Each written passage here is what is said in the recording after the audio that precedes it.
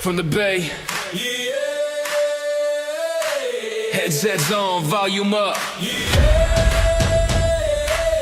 This is Bo's country. Let's go. Wednesday night, red light on. Mics get hot when the puck drops on. Talking boats, no holding back. From the first face off to the post game crack. Schoolie takes no script, no throne. Just thunder voices, Tampa grown. From the couch to the ice, feel it rise. Hit a roll before the lights. We the Thunder. Hear it purr, hear it pound. Podcast loud, shake the ground. Shooter games loaded, late night play. Same kill instinct, different way. Benchmark arena, Tampa Bay. Bolts all night, all damn day. Turn it up, let the whole world know if it's lightning hockey. We the Thunder. Late night lobbies, headset scream. Chasing winds on a glowing screen. Then it's back to the eyes, blue line tie. Cooch with the vision, point takes flight. Vassy stone cold, crease on lock. Thunder rolls every time we talk. From power plays to playoff runs. Same damn city, same damn drum. Say it loud if you bleed blue. We the Thunder. Hear it pound from the podcast mics to the downtown sound. Benchmark arena, feel that sway. Tampa Bay all damn day. Hands up high, let the anthem go. Lightning hockey. We the Thunder. We the Thunder. We the Thunder. Yeah. We the Thunder. Yeah.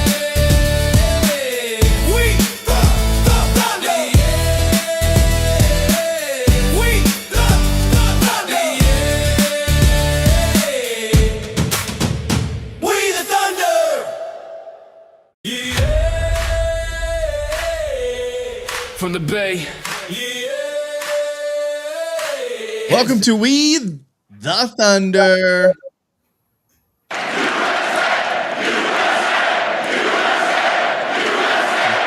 Just when you thought you got over the Stadium Series, we've got gold in America, men's and women's ice hockey. So we've got to recap a little bit of the Olympics. And guess what? We've got a pre-game show for you. I think maybe only our first or second of the season. So get ready for the pregame. Remember, once we get to the playoffs, we go live before or after every playoff game.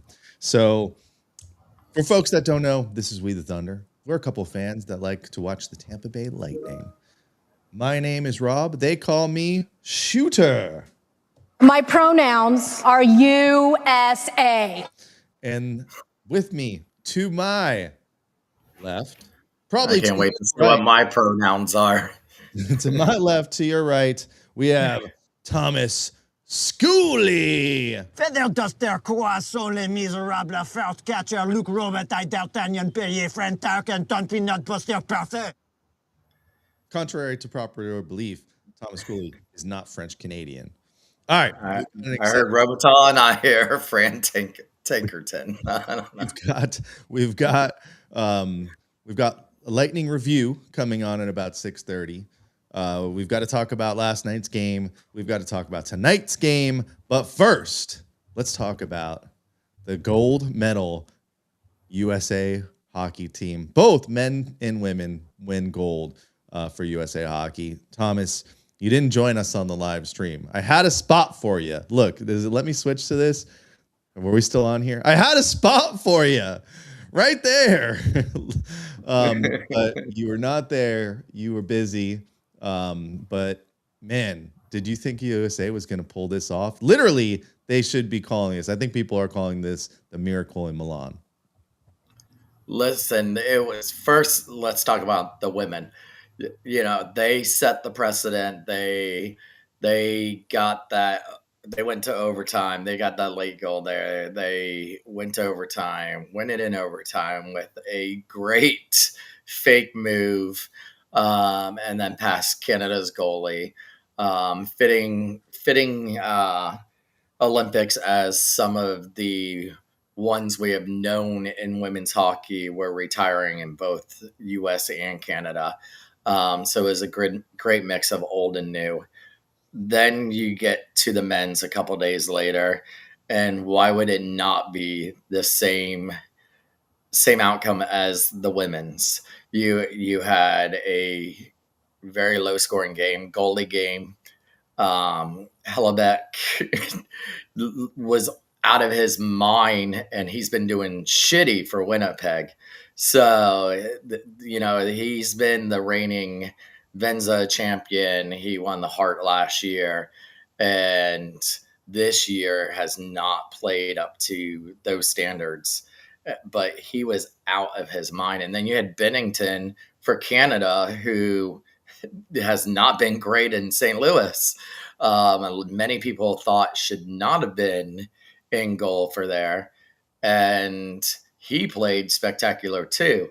Now, it could be Grubauer was injured and could not play that game. So I think maybe Bennington got the call because of that. But, and then in overtime, you had who else but Jack Hughes, who has been like America's kid for the U.S., where you had Celebrini for Canada, and he just snipes it and wins the game. Yeah, And unbelievable game. I mean, Canada. no better pitcher than that pitcher with him with that flag over and the teeth missing and the blood in his teeth. That pitcher is going to be used every Olympics for the next several years. Oh yeah, they're going to remember that forever. Remember, we haven't seen this team win gold since 1980, and before that it was 1960. And the glue that keeps this all together is the Brock Nelson family, who's been involved with it, which is crazy. The oldest looking 32-year-old man you'll ever see. Yeah, what an unbelievable. The whole tournament was awesome. It felt like the whole time we were just waiting for USA Canada again. The rematch from, we got a taste of it last year with the Four Nations. They got the best of us with the game winner with McDavid. And man, they were marching their guys out there. McDavid, McKinnon, Celebrini, Makar. Even in that overtime, it was those three in overtime out there most of the time. And for the U.S. to pull that off, Jack Hughes is going to go down in history and got his teeth knocked out earlier in the game. I was telling my hockey team, if he does not replace those teeth with gold teeth, I mean, what are you use? So it was cool to watch the whole thing. And by the way, Canada did have also their captain out. Sidney Crosby was injured, and both teams had scares in earlier rounds where they both had to go to overtime to even make it to the gold medal game. And both gave up, what was it, like 5 or 4 goals apiece.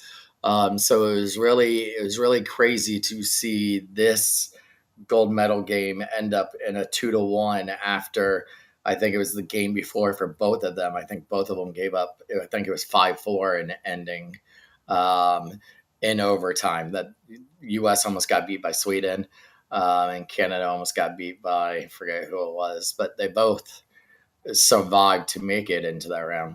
Quinn Hughes was the hero in that Sweden game in overtime. So those Hughes brothers, poor Luke, who's the lower end of the Hughes brothers, did not play on the team, but I'm sure he's proud of his brothers.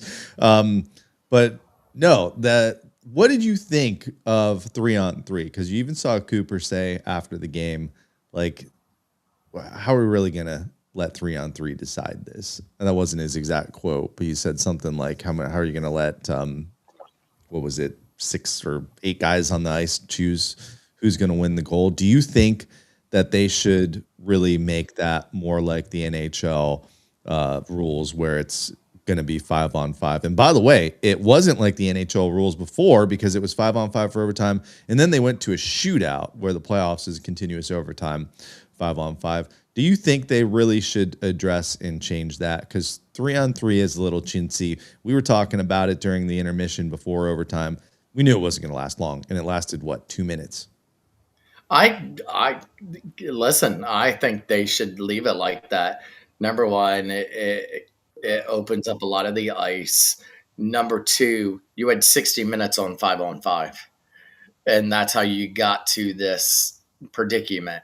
So go 3-on-3, where it's going to open up the ice, and you're going to have a better chance of getting a winner. Who wants what we had in the bubble with the Tampa Bay Lightning going, what was it, 8 overtimes to finally win it? No, 5. Uh, 8 overtimes is extreme. we don't want that, so let's stick to the 3-on-3 and get it over with. Well, and how about the injuries? Like, knock on wood, no Lightning players got injured, although you could say Hedman got injured because he mysteriously missed the USA game and got pulled from warmups. But Crosby's out 4 weeks. Rattanen's out for Dallas. Fiala is out for the season for LA, and that happened one of the first games. And I personally think Nate McKinnon was pretty rattled after that huge hit he took in the first couple rounds. So injuries did really happen in this tournament. Grubauer was injured. Yeah, so the Lightning kind of got lucky. We saw Hedman play last night, so it wasn't long term with him. Did we? But he played. He was in there. We saw them on the ice last night. But man, like what a tournament, what a win to have hockey back in the Olympics. I feel like we've just been waiting for this forever. And hopefully they keep it going. I don't think there's any way that they can remove it now. Like after what we saw and witnessed, there's no going back. What are you going to do? Go back and say, oh, we're going to get college players or amateur players to play in the Olympics? I hope, and I think it is part of the NHL's plan to just continue in this to be part of the overall presentation with. I saw that playing in the Olympics. Gary Bettman talked to the Olympic Committee today that they do not want the games to be that early in the U.S. anymore. That if the NHL players are going to continue in this, that it's going to have to be later games for hockey. I know. I was kind of hoping that Sunday game would be a little bit later, but that was the last event of the Olympics. After that, it was closing ceremonies and head back on a plane. Speaking of heading back on a plane, by the way, we've got Lightning review coming here, so you'll see a missing box here. Real quick, do we want to talk about what people are asking about the ceremony last night? No, I want to know. We're talking about planes. I want to know who you're sitting with on the plane ride back. Oh, 7. I already put the 7. So I can tell them how much of a dicks they are. So you're going to sit there for 8 hours and just tell the Kachuk brothers that they're dicks. Yes. Well, then look who's in front of me and look who's on the other side of me and look who's up. I don't want to be up there with Torts. I've heard enough of him over the years. I certainly don't want to. I think Matthews will take my snacks from me, so I don't want to be near him. Goalies, I can barely understand Hellebuck, so no, thank you. The Hughes brothers, that would have been fun. I would have found some way to be a fourth Hughes brother. I'm going with the Hughes brothers. And then the only other thing about the Olympics, and we'll move on, is I really think that Hellebuck got screwed. Like, how are we going to keep giving McDavid awards for tournaments he does not win? Like, what the hell? Last year was Conn Smythe, right? Or was it the year before? Forget, because he keeps making the finals and they keep losing. But either way, he's won the Conn Smythe, lost the Stanley Cup. He's won the MVP of the Olympics, didn't win the gold medal. I just thought that was ridiculous. And I saw a report that they had to vote on it by the end of first intermission, which is way too soon. And that game, Hellebuck like stood on his head to help the USA win the game. And I know it's not just one game. You go back the entire tournament. They let Swayman play the one game. He was awful. He let in a goal at half ice, shot from half ice. But they did change the sites after that game because the the sight lines for the goalies, and it wasn't just the US, but the US was the first one to make it public. Other teams did complain. The sight lines for the goalies matched the puck, so they could not track the puck coming in. So they did change the graphics on the boards so that they were not black anymore, because that was the problem that goalies were having. I did not know that, Yeah. but that's interesting. All right, yeah, but I mean, awesome tournament. It's crazy that we've had a couple weeks off. We only took 1 week off of this show. But it was really fun. It was, I see Tate popped up there. Tate did a good job when we went live doing the play-by-play. So we were talking about doing some more play-by-play for some maybe virtual lightning parties for some away games. So maybe some more of that to come. But man, I don't think anything is going to really top Team USA winning gold here. Which was better, seeing that or being at the Stadium Series? Well, the Stadium Series, because I was there. And well, I don't know. Like the Stadium Series might never happen again. USA winning gold could happen because I feel like we've seen USA hockey over the last 20 years just inch its way towards Canada. And we still had no business winning that game on paper. McDavid, McKinnon, Celebrini, this was like his coming out party. The guy's only 19. Why a Florida boy? A Florida boy wins it. Yeah. And so you've seen Team USA just take these massive strides to put themselves in the same category as a Canada, as a Russia. Be really interested to see what would happen if Russia played in that tournament. And Yeah, I really think you really have to have Russia in this next one. I don't care what's going on. You really have to put politics aside. I see here where Tate's saying country came together for all of 2 minutes. And then it was all political. We need to start taking political out of sports and just play the fucking game and let all these countries play. Russia had 6 athletes there that had to go under a unified flag. Why couldn't they allow an Olympic team?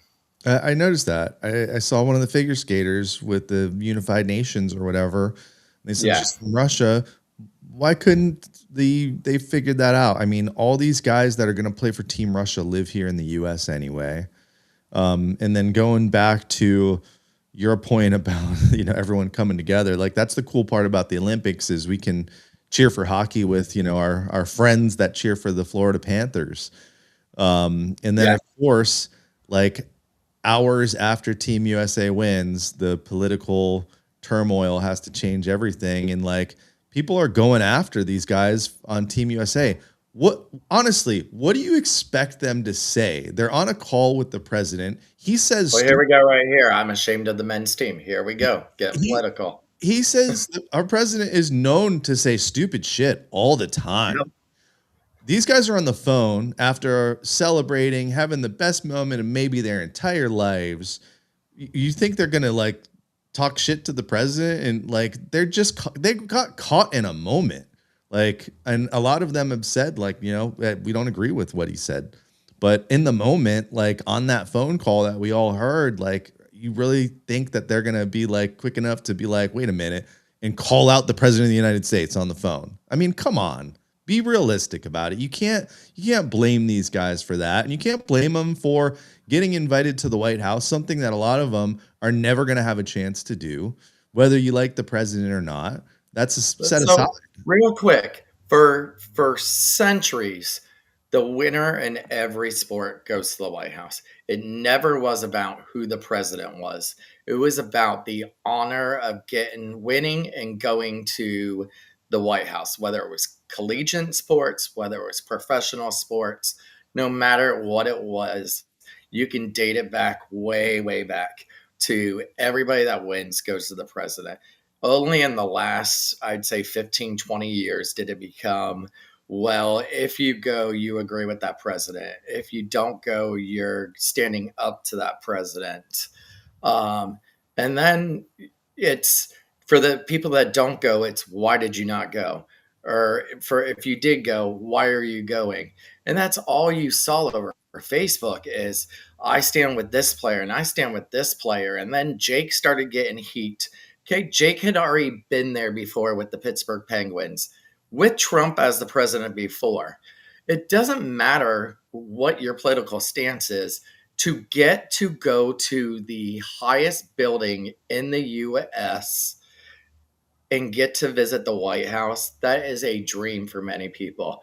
When I went to Washington, D.C., I didn't like the president that was in the office, but guess what? I wanted a tour of that White House. I didn't get to because they weren't allowing tours at that time, but I did get the U.S. Capitol tour.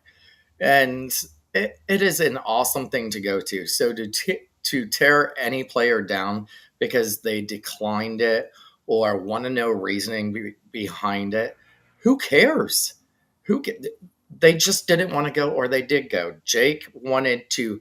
Most of the players that declined it had a game last night.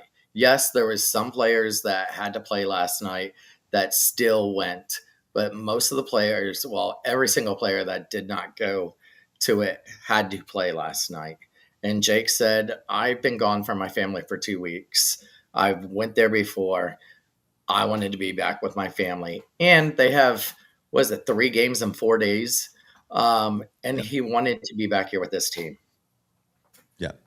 Anyway, my point is, don't blame these guys. They got caught in a situation, and if anything, what Trump said was stupid and ignorant for sure, with the whole women's team and kind of laughing off about them coming. And of course, the women's team comes out and says, we're not coming. And I don't blame them after kind of the comments that were made. So anyway, let's move on. There's more fun stuff to talk about. Did you like the presentation the Lightning did last night? Yeah, for the Olympians. But the little video with all the players, the most interesting part was at the very end when Austin Matthews was name and image was flashed on the screen, and it was a mix. But a surprising number of claps for Austin Matthews. So, he's American. He won gold for us. He was in the Toronto Maple Leafs jersey last night, and Andrew from Sticks of Fire was sitting in front of us, and he clapped for him, and he turned around and said, that is the last time I will ever clap for Austin Matthews. I thought that's acceptable. I thought it should have been, I put out the Jack Hughes tribute there in New Jersey. I really thought they could have done more for Getsel. And they probably should have done more for Getsel. This was a once-in-a-lifetime experience for a player that caliber. And I thought they could have done more. I mean, every time the arena started chanting USA, it got shut down by music each time. Same thing with the Vasi chant last night. They started the Vasi chant when he had some amazing saves, and then all of a sudden the music comes on and shuts that out rather than the Vasi on the boards. And by the way, last night, people that were chanting "Ref, you suck," just know that's not the chant that was going around. It was "Go Leafs, go." It was Toronto's fans cheering for the Leafs. And then all of a sudden our fans started the "Ref, you suck" chant. And they were right. Both the calls were offsides. Yeah. Yeah. So, but I called that second one. You did. So yeah. So before the game even started, we find out John Cooper's not going to be there. He will also not be behind the bench tonight. So this will actually mark the third time this season tonight where the Lightning will play without John Cooper. Hey, so far, and Rob Zettler takes over head coaching duties for him. So far, not bad. 2-0. Rob Zettler might win the Jack Adams this year before Cooper does. He's undefeated, so he's got to keep it going tonight up in Carolina. But yeah, Cooper lost his father, so deserves some time off to grieve with that, and must just be a tough time for him after taking the hit of not winning the gold medal, especially with the team he had. And his father passing away, we our hearts go out to the Cooper family. So hopefully he'll be back behind the bench. I think all reports are he will be back behind the bench at home here on Saturday. Yeah, it's weird because if anybody's had a close death like in their household, and you've called someone like why can't I think of their hospice? They give you a little book and it says like your loved one usually dies after, so they don't disappoint you at a certain time while you're all asleep. There's a thing that says, "Oh, I just went to the bathroom," and I wonder if his dad. I think this is why he took a leave of absence earlier this year. I wonder if his dad just waited for the Olympic moment and it probably was like this, I want to see this. And then after that was like, okay, now I'm ready. And, Coop, I don't even think came back here. I think he flew straight to Canada and went with his family. Yeah. So, but the team played pretty good. As you mentioned, 2 goals in that first period, both called offsides. I mean, they were offsides. What are you going to do about it? But either way, I was like, it's okay. The team's looking good, right? And then that first one we didn't know. The second one, I turned right to you and said Cooch was offsides, and you're like, shut up, don't say that. And I was like, Cooch was offsides. And then next thing you know, you hear the ref going, they have challenged for offsides, and I was like, it's offsides. And Tony looked back, and I was like, it was offsides. And he's like, no, it was in the entry. I was like, no, he was way offsides. And then he was offsides. But both of them had redemption.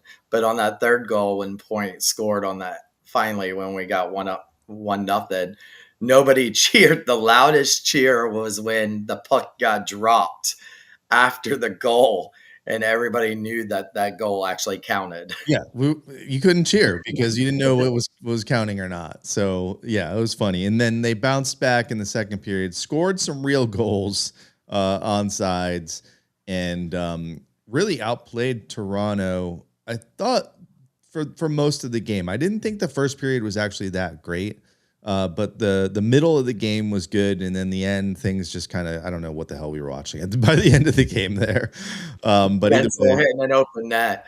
But we did have the return of Point, the return of Hedman, the return of Dustu, the return of Lilleberg. We were there together. I thought Lilleberg looked great. I wanted Hedman to be re-injured. Obviously, Point looked great. And I thought Dustu was typical Dustu. Yeah, but it didn't seem like they missed a beat. A little bit of rust out there on both sides, but really it seemed like they're back on track. Didn't take 2.5 weeks off. Some of them didn't take any time off. And then Cooch gets his 700th career assist with 3 points on the night. He got 701. Third Russian-born NHLer to reach that mark, and what was it, 8th all time or something like that, or 8th fastest or second fastest? Is that what it was? You told me. No, I didn't tell you that. I think he was like 9th fastest. I think the other one behind him was Sidney Crosby in the current. I think I saw.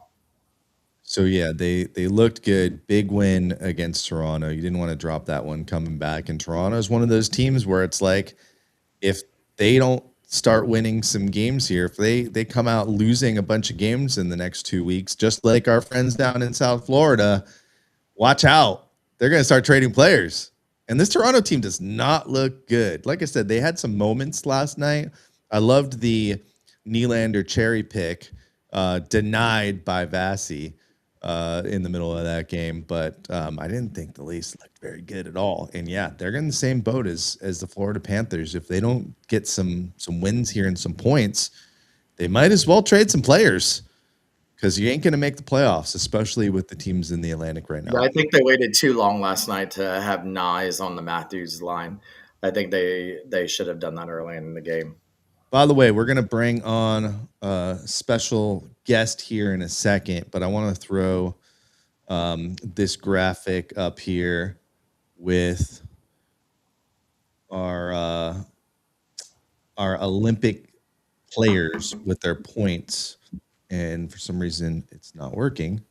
But do you know who finished top in points for the Lightning on the Olympics? And it wasn't.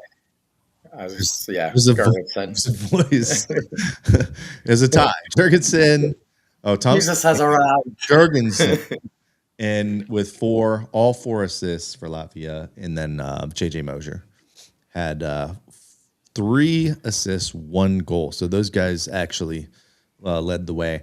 Gensel, I felt like kind of had more of a defensive role. It seemed like he was out there when, they were playing against that Celebrini and McDavid and McKinnon line with Matthews. And who's the other guy on that line? He was their version of Hagel. Yeah, and Hagel was the same way. So I think all our guys did pretty well. Pontus Holmberg, didn't do much for Sweden. Hedman didn't do much either. He did score a goal, though. Empty netter. All right, let's bring him on. Quick reminder, we're on the Coastal Sports Network. And also, if you do want to go to the game on Saturday and some of the games coming up, use our code SeatGeek.com, strike 20. But let's bring him on. The cool part about this show is we get some cool guests. And those guests are not always necessarily, from the media, former players. We grab some fans. We grab some of the folks out there in the Twitterverse, X, whatever we're calling it these days. If you're a Lightning fan, you're invited to come on this show. So this is his second time coming on. You guys might know him more as the Lightning Review, at Lightning Review on Twitter, but they call him Nolan. We'll give him a lightning strike to join us. What's happening, man? How are you? Are you enjoying it? I'm so good. I'm so good. Can you hear me okay? How are my levels? We hear you. Are you enjoying your Lightning hockey this year? It's this. Okay, everybody loves the Olympics. The games were tremendous. It's fantastic, but I'm not as much of a international hockey guy. I follow the Lightning. That's my gravy, and it was hard being away for these weeks. I'm so glad. I was so happy last night. I was so enthusiastic through the whole game. It's so great just to have the boys back and running as awesome as they are. It was a fantastic night last night. I was so happy. Yeah, it was good to be back. You're above over the border. You're not in Tampa. You're not even in Florida. You're north of the border, so you don't get to go and sit in the arena like us. But man, it was a refreshing walk to the arena last night. Nice weather. Everyone was buzzing. A lot of talk about Team USA. So I'm sure it's the same kind of feel, when you're a distant thunder out there. But what did you think of that game last night? Did you expect I think you said you're in Ontario, right? Or did you expect Toronto to put up a fight last night? I'm always nervous about Toronto because I don't know. We've had such great and terrible playoff series with them in the past, and it feels like they're a team that can always screw with us, like Boston, like Florida. But I felt pretty good. Good Lord, the Lightning were a steamroller heading into the break, and Toronto hasn't been, and that's kind of more what we saw. I thought everybody on the Lightning looked terrific. I've got notes about players if you want to get into that one by one, but the Maple Leafs didn't look great. Their goalie played great despite the fact that he let in 6/4 goals. Outside of Oliver Ekman-Larsson, I didn't see a whole lot of hope on that team. But how'd you feel about Victor Hedman? Because Schooley's been on the hate train for a while now. Well, I wouldn't put myself on the hate train. I think I think they protected him in Lilleberg pretty well last night, both coming off of injuries. And I say this, I don't want to get on Lilleberg because I know he's got people who really, really love him and a lot of people who really, really don't. The best thing that I can say about him, his performance last night, was that I almost didn't even notice him. He didn't get a ton of minutes, but you weren't looking at, oh my God, where is he? Why is he over? There was none of that. He was always where he was supposed to be. Puck comes in, hit the man, get the puck out. It was all smooth. Oh, he had some good plays. Yeah.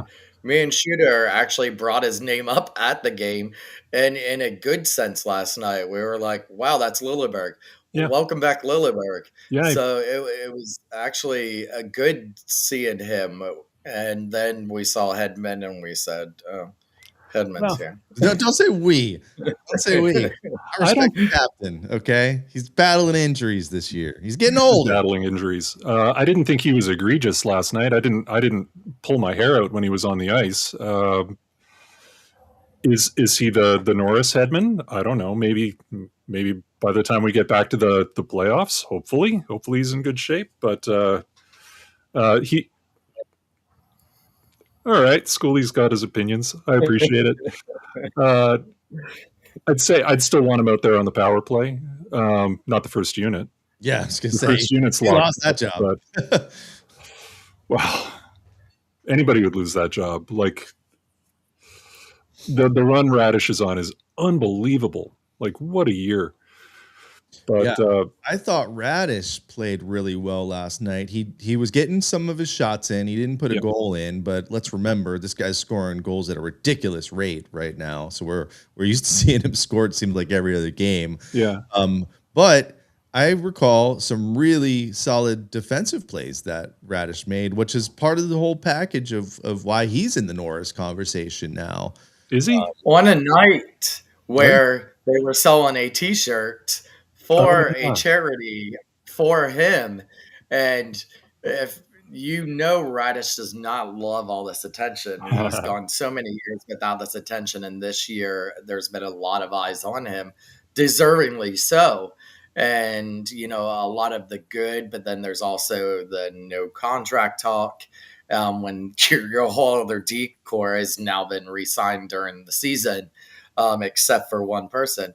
But last night, they have a shirt for charity for him with the bald eagle on it, and all eyes on him. And then here he was playing, not scoring, but yeah, like Shooter said, he was good last night.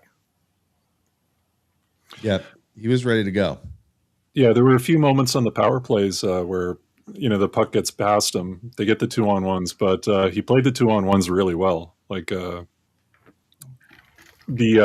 Leafs, especially early on, they had a lot of odd man breaks, and I think they were all handled really well by the defense, and whatever wasn't was cleaned up by Vasi. So I've got no complaints about any of the decor. I can imagine them going with 7D a lot down the road because it's kind of an embarrassment of riches. They lose guys. The guys that come in step up wonderfully, but then they start getting their guys back. Well, what do you do with them all? Like Carlisle and Crozier are out. What would they do with them if they were still here? Yeah, because you can't really take the stew out. You can't give Radish less minutes. Mosier arguably is the best defensive men we've had. It's almost like Hedman is kind of the odd man out. It's like, where do you stick Hedman now? You can't bench him like Schooley wants to. But I mean, look at this beautiful shirt, by the way, the bald eagle Radish shirt. I guess the proceeds to that goes to charity too. So get your Radish shirt now, because as predicted by this guy way back in January 1st, or wait, what was our episode was the 31st. We did New Year's Eve. I predicted Darren Radish is going to get traded. Probably the rights to him after the season ends, but you might be only wearing that shirt to the arena this year. It might be a throwback if you want to wear it next year. So there is one guy we haven't brought up yet that I think had a spectacular game, stats wise. Motherfucking point. Well, no, him too, but hold on. Stats wise, literally his best game ever. Also got put on the first line. Like, you could put Thomas Schooley on the first line with Point and Cooch, and he's going to get through. Gage Gonzalez. That breakaway goal was sweet. How he how he undressed the goalie on that, and then I don't know why Ekman Larson was so angry with him afterwards. He was so disturbed by that goal, he started punching him and got a penalty. He was just frustrated. Yeah, but man, what a game! Is this just like? Do you think? I mean, I don't even know, because I'm thinking, do you think Cooper put him on that line to, hopefully get some confidence up? But Cooper didn't even coach the game. Well, here's what fascinated me was that Gage is in on all three of those points. Goal, 2 assists, great plays, terrific plays. The give and go with Kucherov, that was fantastic. That goal was sick, but he played 10 minutes less than either Kucherov or Point. Like, he's not getting power play time, but I don't think those guys had 10 minutes of power play time. So they go 7D last night. Yeah. So they were probably double shifting Kucherov and hopefully Point, because like Thomas mentioned, Point looked good. Like he was flying. He did not look like he has a nagging Also injury. a goal and 2 assists for Point last night. Yeah, that first Point had 2 goals and an assist, was it? Oh yeah. Yep. Because didn't all of them end? Didn't Gage also end with 3 points? Also, yeah, they all had 3 Gage points. had 1 and 2 assists. Yeah, and Destu had 2 or 3 points. I know he had 2 assists, 3 assists. I think he had 2. I don't have 2 the assists for Destu. but Yeah. But with that performance, like even playing with only 11 forwards, Gonzalez still only had about 11 minutes of ice time, which is surprising to me that he would be paired with those guys and then still only hit those numbers.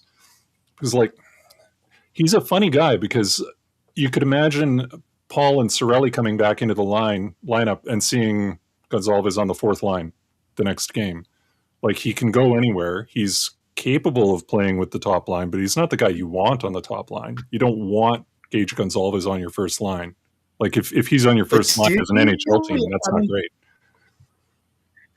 But people were saying that about Hagel back when he was with Chicago.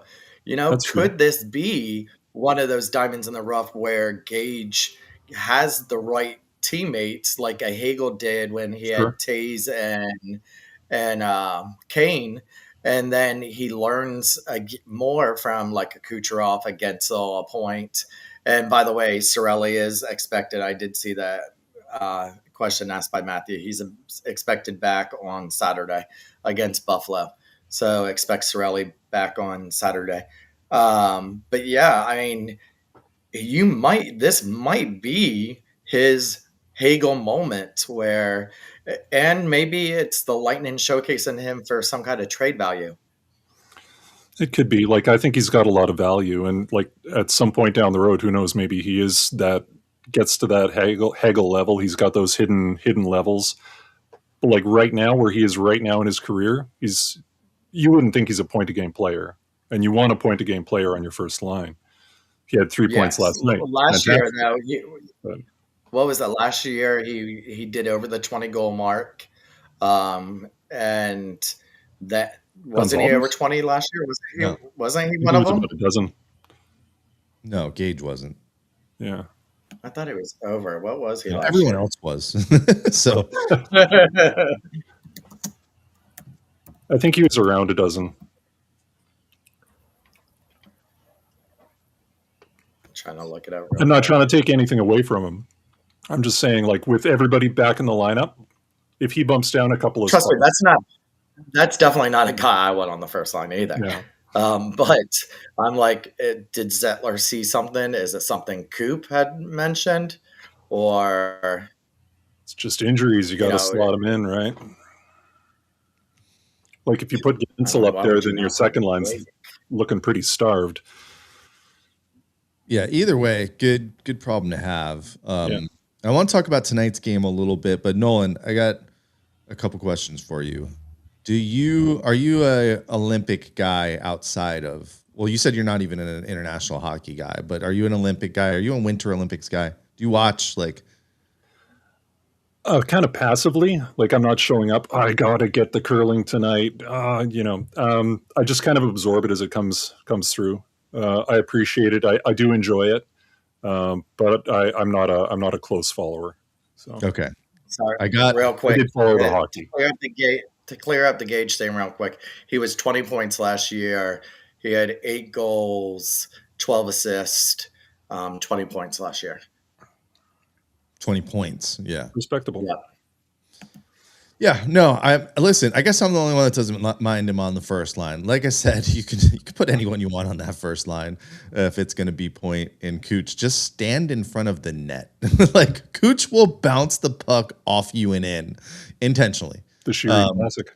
And man, Cooch, like we talked about Point fly, and like Cooch had some nasty moves last night. There was one in the first period where it was just a subtle little like move on his skates, and he just juked out the defender that was in front of him. I don't know who it was, but yeah, you could tell Cooch and Vasi could have easily had a shutout if like whatever happened in the last 5 minutes of this game didn't happen, because he made some incredible saves this game, and those Russian guys were, you could tell they were ready to play some hockey again last night.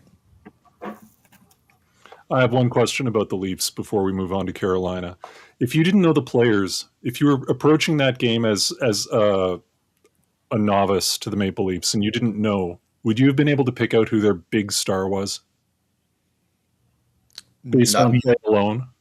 If you're saying Austin Matthews, no, he didn't stand out at all. I thought Nylander played a little bit better, had some more chances, showed a little bit more. Tavares played better than Matthews. Yeah. Tavares played good. Maybe Matthews was tired. Maybe he was. But no, you're right. That team's in trouble. I really think the losing Mitch Marner, intentionally or not, like I don't know if it was a whole cap situation where they just had to move on from him, but like you don't trade away a guy that scores 100 points. Like it's gonna mess up your team and replace him with nobody. Like. No. What were they thinking? I mean, I guess maybe it's like, oh, we're good now. We finally have a goalie who's respectable and can win a playoff series. But like, my God, Toronto, what are you doing? But Nolan, going back to what you said earlier with, they had breakaways. They had tons of breakaways last night. So if we didn't have someone like Vasilevsky in our net, I think someone who didn't know who the captain was would have said, holy cow, this Toronto team is just full of stars, because they had breakaway after breakaway after breakaway yesterday. Shorthanded chance after shorthanded chance after shorthanded chance. Yeah. And it was Vasi that saved our ass yesterday early in that game. Defense too. Defense made some good plays on 2-on-1. There was, but there was way too many breakaways going the other way. Odd man rushes going the other way. So I think if you didn't have someone from Vasi there, it easily could have been the other way around. Yeah, and we had some fans behind us talking and saying how the Toronto hasn't done anything, and or no, that they, what was it, Shooter, that it was the Maple Leafs being bad themselves or something, and that Tampa wasn't doing anything. I'm thinking, no, Toronto's just got shut down from Vasi. It was Vasi that kept us early in that game. Yeah, he helps quite a bit in those cases. Yeah, there was some sloppy play, I think, from both sides. There was a long kind of stretch of play in the first period where they were all just in the middle of the ice in front of Vasilevsky, and it looked like a bunch of kids. The puck just bounced around, and everybody's just, nobody could put a stick on it. And it's to think, okay, they haven't played in a couple of weeks. It shows. And White Tyson did start skating towards the center line when Stolarz got involved in that little skirmish with Ekman Larson and Gonzalez. Vasi did start skating up, and you saw the head go up looking to see if he had to go over there and handle some business. But then he started backing back up into his net. But it would have been Did they show that on TV, Nolan? Because they just showed the Toronto end. He went almost all the way to the blue line. He skated up a little bit. He was ready. He, He's he had itching the for head up. He was the- looking, and he was waiting. He was waiting for someone to call his name, ring the bell, or tag him in or something. He was ready to go. One thing that they did point out was that Cooch was the first guy in to back up Gonzalez. Yep. Yeah. Yep. Yeah, a lot of fans don't realize. I think Lightning fans realize it now, but Cooch, he's a physical player and he doesn't back down. Obviously, the team doesn't want him fighting anyone, and No. a lot of guys go after him, like we saw before the Olympic break. He's a team guy. He's 100% a team guy, right? Absolutely. All right, so we gotta get it going here because we got a game in 15 minutes. Puck drop. This will be a good game tonight. This is the number 1 team in the East versus the number 2 team in the East. Carolina Hurricanes are playing well, like they have been in the regular season for the last several seasons. We did play then December 20th. That was the first game of our 11-game winning streak over the new year. 6-4 win. We went down 3-0 in the first period of that game. At home, they didn't have Seth Jarvis. They didn't have Slavin in that game. We came back, tied it up 3-3 in the second, and then it was the Canes who actually took another goal lead in the third period, and the Lightning were able to bounce back from that lead again and win 6-4. Nikita Kucherov, he leads the Bolts in scoring versus the Canes. He's got 41 points in 30 games against them. Vasilevsky, who I don't know if anyone's watching, you can tell us. I don't think Vasi's going to play tonight because he played last night. They just came out on the ice for warm-ups. Same lineup as last night, except for Johansson as the goalie. Okay, so JoJo is 1-1, 938 save percentage. Not bad against the Hurricanes. 938 is pretty good. Yeah. And this should be a really good game. It should be really interesting to see how this shakes out with the Lightning playing last night, quick turnaround to play tonight, and the Canes haven't played yet. So they're going to have that fire or that rustiness, maybe both, in their game tonight. What do you think we're going to see, Nolan? Are we going to see the Lightning kind of jump on things because they're fresh, they played together last night, or you think they're a little bit tired and the Canes are just ready to go because they've had this break? It could be good tired, like they've got their legs under them. Last night was a good game, but it wasn't a terribly physical game. Like it wasn't just a meat grinder out there. So hopefully they're not too banged up and sore. But yeah, they'll have a little bit of momentum maybe and can carry that on. Hopefully the Canes are a little bit discombobulated, not quite there yet. First period clunkiness where the Lightning can just roll. You can hope anyway. I think it's going to be a high-scoring game. Both these teams play fast. Both are very, very aggressive. Very similar teams, actually. So, Schooley, what do you think? You think the Canes come out flat, or you think the Bolts come out tired? Those are your only two options. Flat. By the way, this stat just came out. Kucherov has 52 points in the last 22 games. New Jersey has 50 goals in their last 26 games. Jeez. That's crazy. Wow. Here's another stat for you. This will be JoJo's 100th career game. Oh, wow. JoJo's the wild card. JoJo is he's been so good this year. He's not always been perfect.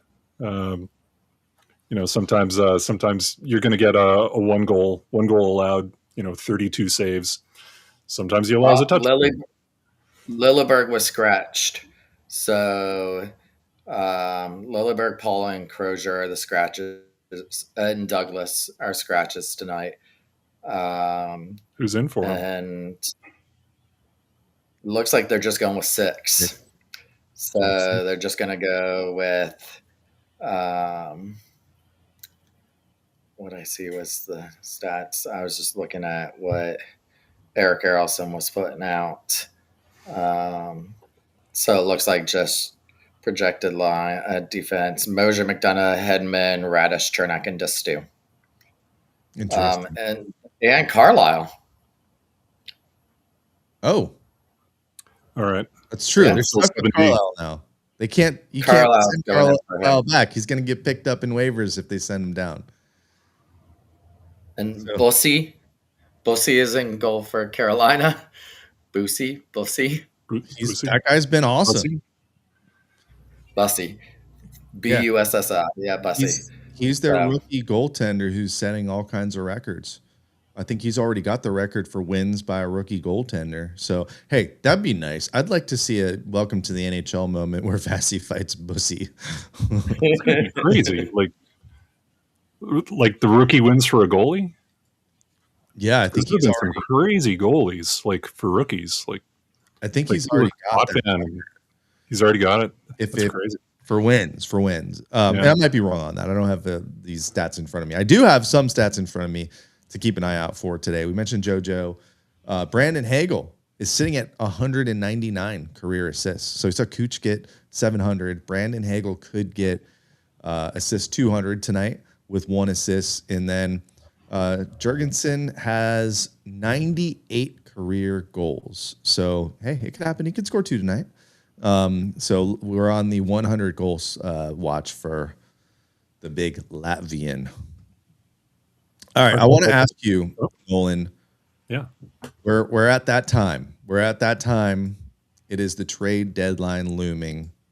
JBB does not usually hold back. Who is on your wish list? What would you like to see JBB do to get this team ready to win a Stanley Cup? There's a missing piece out there. And Nolan's in charge of the roster. Get me a rugged, little bit of offense, depth forward, Braden Shen. Oh, okay.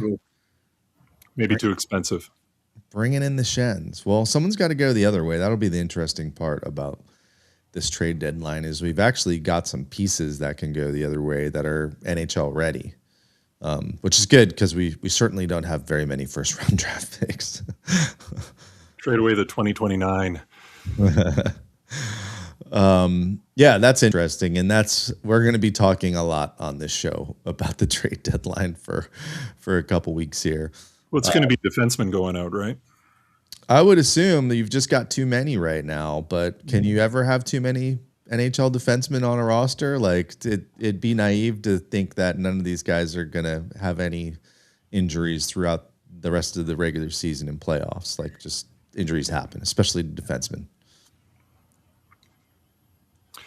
I guess it's just a matter of keeping them all without losing somebody on waivers when you got to send a body down or something. Like, does anybody know what happened with Finley? Like, was that deliberate? Did they let him go deliberately, or were they trying to send him down, losing Finley on waivers? I think They were wanted trying him to send him down.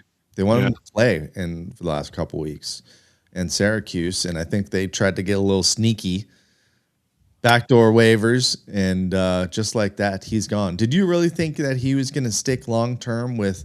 I know it wasn't many. It was like 18 games or something, maybe more than that. He has a small sample, right? This is really his first year in the NHL. Did you see him sticking if they were able to keep him?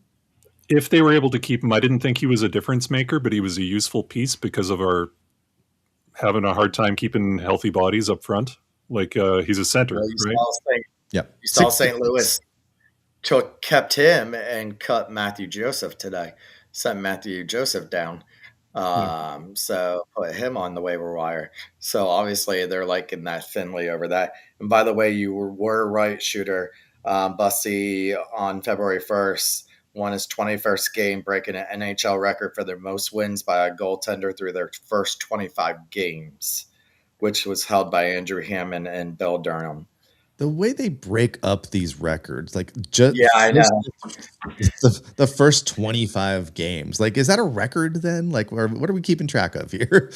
I'd like to know what the goalie wins by a rookie is. That's. I'm sure we're going to see on the broadcast tonight. No problem. About 20 minutes. Several times. All right, well let's do some predictions for tonight's game, and let's get out of here because I still got to eat some dinner while I'm watching this game. And we The will. most wins by a rookie goaltender in a single regular season is 41, achieved by Pell Lindbergh of the Philadelphia Flyers in 82 and 83. Steve Mason also posted a high total of 33 wins in 2008, 2009. So wait, where's he at right now? He had 21 was the record, 25 games in, but where's he at now? Like 30? So 41 is the record. School, you're supposed to be on top What's of your this. predictions for Stats. tonight? Sorry, I'm doing someone. Let's do the predictions for tonight. Bolts win 3-2. No. Wrong. 4. Bolts win 7-4. 7-4. I guess last time they played, they won 6-4, so that's not too crazy. You said it would be a high-scoring game. You convinced me. Listen, I'm going with my Lucy standard has 23 wins. 20. Okay, he's got a while to go. He's got to break that record. That's not going to be easy. You'd have to start and win just about every game the rest of the way. Yeah, that'd be tough to do. I'm going with the standard answer of 3-2 for this game. I think the Bolts will pull it off. Although, I mean, let's be realistic. This is going to be a tough game. Back to back, they haven't played in a while. They're a very good team. We got the best of them last time. They didn't have their best players, so let's not all freak out on X if we Johansson hasn't lose a played. game. Let's just Johansson hasn't played since forever. I think the last time in a year. Yeah, I think the last time he played, like, I can't even remember when. Was it early February? No, didn't play in February. January. It had to have been January. He must have got 2 games in during the point streak. So, all right, Nolan, tell the people where they can find you if they don't already follow you. I'm on Twitter at Review Lightning. I'm at Review Lightning because somebody took Lightning Review and posted one photo of a bolt of lightning and never used their account again. So yeah, at Review Lightning. We feel your pain. Whoever out there is hoarding at We the Thunder, and that's it. Because I said We the Thunder podcast. Some jerk who hasn't been using, like, to be fair, they had the account for 10 years ago, but they don't use it. So yeah, I got your name right. So wrong. Make sure you go find them at Review Lightning. One last question for you. You might not know the answer, but you know the history better than we do. Is Jake Gensel the only Lightning player to win a gold medal and a Stanley Cup? I can't remember if anyone. don't think so, because all the guys that went to Torino, they lost. They crashed out. Yeah, no, that's the only one. Because if you think the USA has never won a gold medal since '80, which was before the Lightning were around. I don't think the Lightning sent any players to Vancouver, unless was Dan Boyle on that team, but he wasn't with the Lightning anymore. If he was, well, Gensel didn't win the cup with the Lightning. Oh, there you go, Frederick Modin. Did he win an Olympic gold? I believe they did. Finland, right? I thought he was a Swede. Am I wrong? I probably am. Let's see. And then we're going to end this thing because we got a hockey game to watch. Frederick Modin. Oh, that's so weird. If you pull him up, he's in a Atlanta Thrashers jersey on. That threw me off. You're right. Columbus? You're right. Swedish. And of course, I'm on NHL.com, so it's not going to tell me. Come on. He is a Swede, and he is a Olympic champion. Gold medal. Won Olympic gold medal in the ice hockey with Team Sweden at the 2006 Winter Olympics in Turin, Italy. He was a key forward on the team, contributing to their victory in the tournament, which was held just over a decade after he began his NHL career. And he's on the triple gold. Olympic, World Gold Club. I went in Championship. 2006 Olympic gold, added into his 1998 World Championship gold and his 2004 Stanley Cup gold with the Tampa Bay Lightning. Modi became a member of the Triple Gold Club. How's this guy not in the Lightning Hall of Fame yet? Oh, wait, he is, isn't he? Modi, All right, we yeah. got to go. Hey, Right. Nolan, thanks for jumping on with us. We really appreciate it. Make sure you go follow him. Great follow on Twitter. Always has some good stuff that you're posting, so we appreciate that. Thank you so anything much, else you guys. want to tell to the people before we get out of here? No. School, you got anything? Let's go Bolts. All right, Puck's about to drop. Until next week, we will be back regularly scheduled time. Make sure Maybe you with a follow- good guest. Make sure you follow us because there might be a pretty big announcement on who's coming on next week. We're not going to say anything yet, but make sure you follow at We the Thunder Pod. Until And then, Misha, if you're still on here, Misha, you definitely wanna stay tuned. until then, Until- this has been We the Thunder. Don't forget to be the Thunder. That's it? From the Bay. Headsets on, volume up. This is Bo's country. Let's go. Wednesday night, red light on. Mics get hot when the